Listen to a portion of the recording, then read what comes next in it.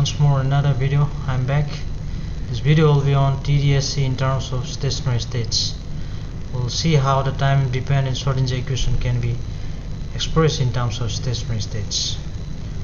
So let's remember that in case of our time-independent Schrödinger equation, we have an infinite number of solutions having different energy states, and with all these energy states we can combine and then express it in terms of an arbitrary wave function.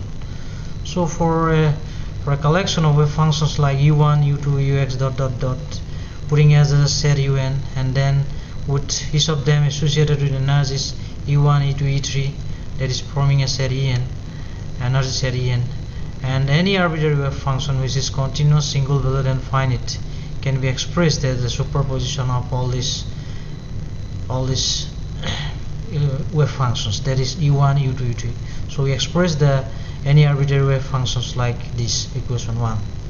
We see that the coefficient Cn may be real or may be complex and will be appropriately chosen to match the states. And we also see that here we put ux equal to psi x0 because this 0 is representing the initial state, that is t equal to 0. Then since the actual motion of the system is in the time-dependent Schrödinger equation, so we have to find the time evolution of the system, that is psi xt. So psi xt will represent the actual motion of the system for a potential, and it will be in terms of this initial wave function psi x0 or ux. So using this un with different eigenvalues en, as we know that these time-dependent wave functions, as in the earlier videos we have learned, psi 1x is equal to u1 e to the power un by s cross t, then psi 2 is equal to this, where this part is representing time-independent part and this part is representing time-dependent part. If you remember, in the earlier video we saw how in getting the time-independent Schrödinger equation we use the method of separation of variables. We put psi equal to uft, uf function of t.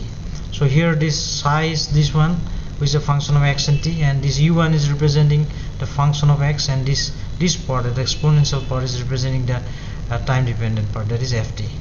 So with all this, since superposition of all these states will also lead to the general solution for time-dependent Schrödinger equation. So the general solution for time-dependent Schrödinger equation is put as a superposition of all these states psi 1, psi 2 dot dot dot, and this is represented by this equation. So psi xt is nothing but it is Cn psi n xt as given by equation 2. And as we know that all this psi 1 is given by this, psi 2 is given by this, so ultimately this psi n is nothing but it's simply un e to the power en by I cos t given by equation 3. So this state psi n is representing the separable solution en as un, as well as some time-dependent factor are the stationary states that we have so far discussed in the earlier videos.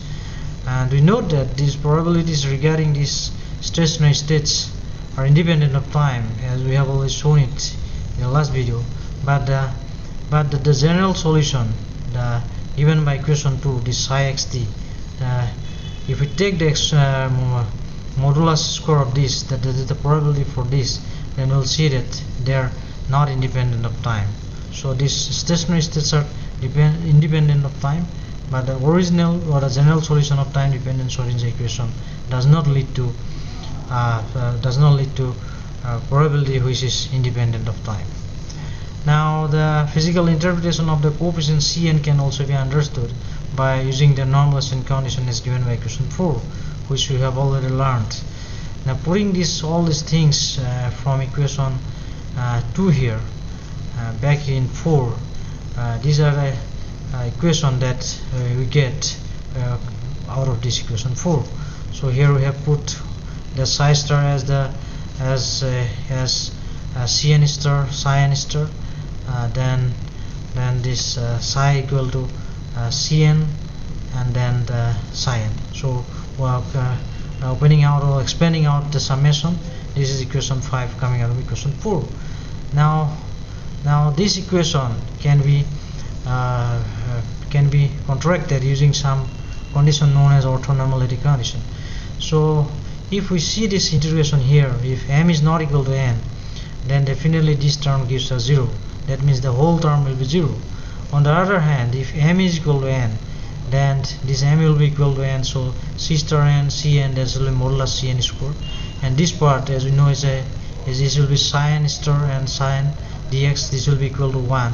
So ultimately this equation will lead us to cn modulus square. That is the modulus square of the coefficients in the expression for wave function as given in equation 2.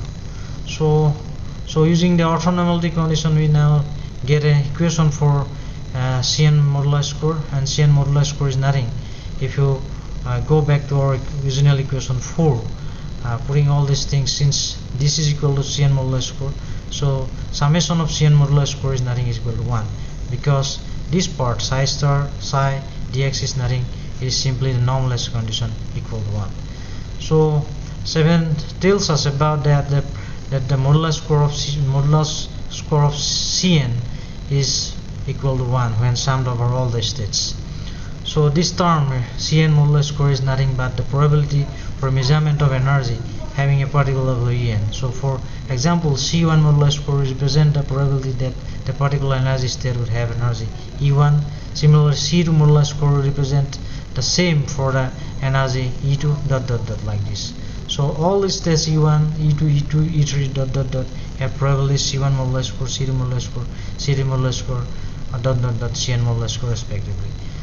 Now the energy of the arbitrary state can be represented like this. It's a expectation value.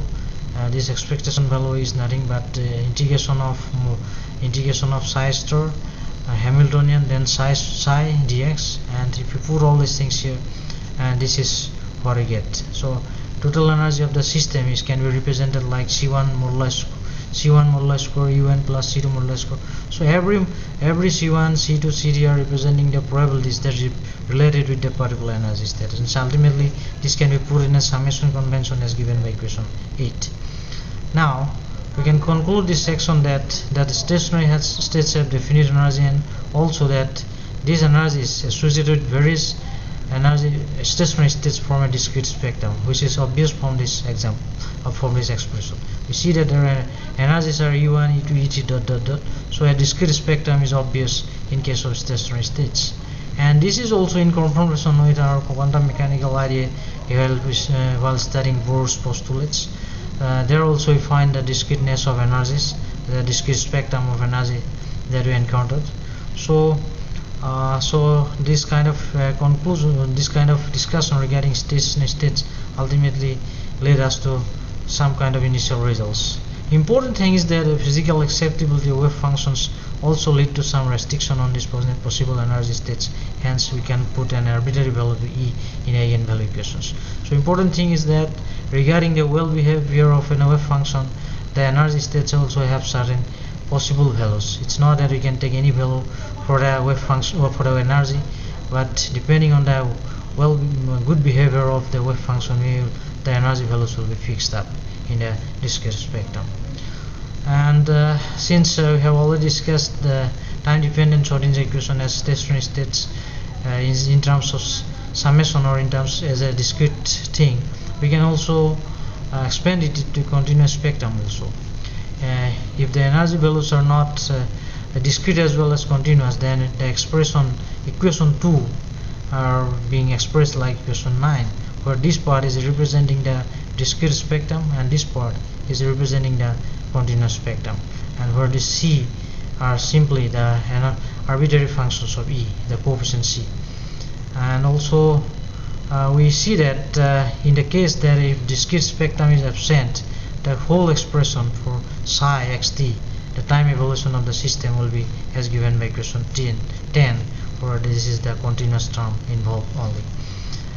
So we conclude that time-independent Schrödinger equation leads to different energy states. These energy states can be expressed as can be linearly combined, and an arbitrary wave function can be formed. And since, as we know that our actual motion is in the time-dependent Schrödinger equation. So incorporating the time-dependent Schrödinger equation, the solution psi xt as a product of ux and ft, where ux is simply representing the time-independent solution of time-independent Schrödinger equation, and ft the time-dependent part. And using the time-dependent part just like this, we can find that the general solution of time-dependent Schrödinger equation can also be put as linear combination of psi 1, psi 2, psi 3 dot psi n, which is expressed by equation 2. And using normalization condition, we can also determine the physical interpretation of this Cn. We will see that this Cn modular square is nothing but it simply represents the probability related with a particular energy value En, and the total energy of the system can be expressed like this, equation 8, where this Cn modular square is representing the probabilities associated with every energy state. Also, we see that the energy stationary states have definite energy, and also it leads to some discrete spectrum. And we need to note that while discussing the discrete energy states, we must take care of a well-behaved wave function. The good behavior of the wave function will determine the particular energy values. We cannot choose an arbitrary value as per our will. And lastly, we see that for a continuous spectrum, or the composition of both discrete and composite continuous spectrum, equation 9 is suitable, and for only continuous spectrum, thus equation 10 is suitable. So with all this, we have some assessment. The superposition principle for the solution of TISC, that is equation 1. How does the TDSC involve the time evolution of the system? It's simply the psi 1 equal to u1 into e to the power is e to the power en by I cos t, like these equations, simply these equations. And then how the stationary states can be used to express the solution of TDSC? It is simply equation number 2, where this psi n is given by equation 3. And coming back to the third assessment, physical interpretation of the coefficient of expression 2, that is the expression 2, that is I'm talking about Cn. As you see, that Cn modular square is representing a probability and is associated with energy values En. And also convert the expression 2 for continuous energy eigenvalues. This is simply equation 9 and 10. In equation 9, discrete as well as continuous spectrum is present, and equation 10 is for only for continuous spectrum. So with all this, I'm ending up this video. Don't forget to comment on our videos, put suggestions. Thank you once more.